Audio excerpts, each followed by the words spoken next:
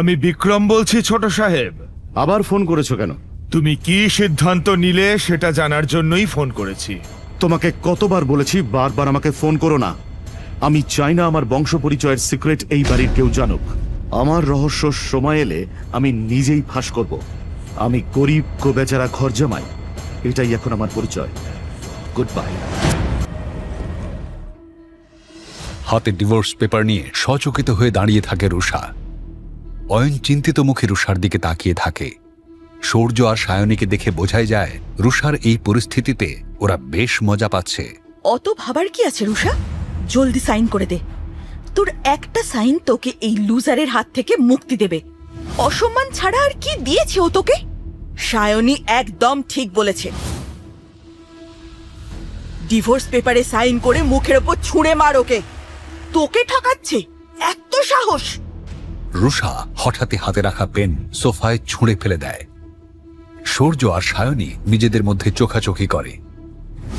রুষার মা শালিনী দেবী প্রচন্ড রেগে গিয়ে ওকে বলেন, রুষা, এসব কি করছিস? এই ছেলেটা তোকে ঠকিয়েছে। শালিনীর কথায় কান না দিয়ে রুষা ওর চোখের সামনেই ডিভোর্স পেপার ছিঁড়ে টুকরো টুকরো করে হাওয়ায় উড়িয়ে দেয়। পুরো ঘটনাটায় অয়ন থম মেরে যায়। রুষা, পাগল হয়ে গিয়েছিস নাকি?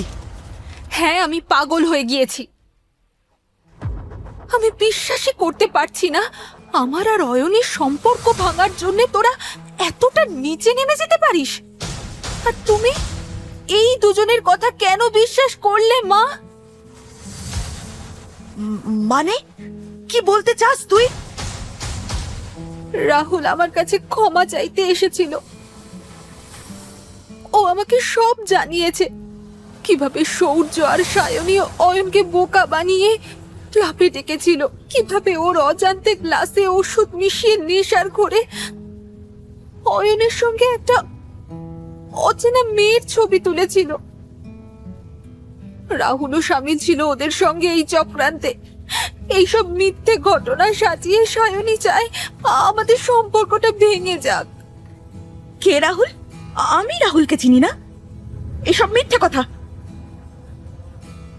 সায়নীর ওপর আর রাগ ধরে রাখতে পারে না রুষা। ওর দিকে এগিয়ে গিয়ে ওর গালে সজোরে একটা চড় মারে।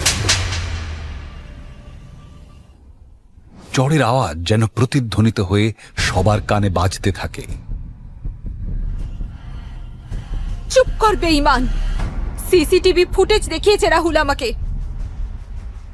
এত কিছু হবার পরেও অয়ন এখনো এখানে শান্তভাবে দাঁড়িয়ে আছে, কারণ ওর জন্য আমাদের সম্পর্কটা জরুরি।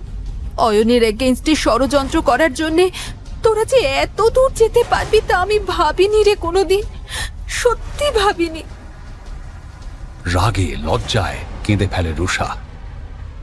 ঘর জামাই হয়ে থাকতে থাকতে অয়ন ভুলে গিয়েছিল আত্মসম্মানের জন্য লড়াই করতে।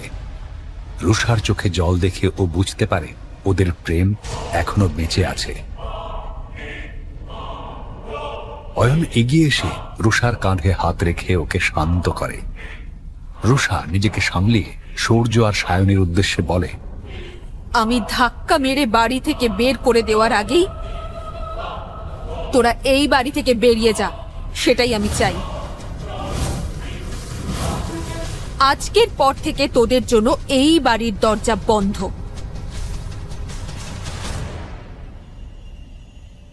শুনতে থাকুন এই গল্পটি শুধুমাত্র পকেট এফএম এ। লিঙ্কটি রয়েছে ডেসক্রিপশনে।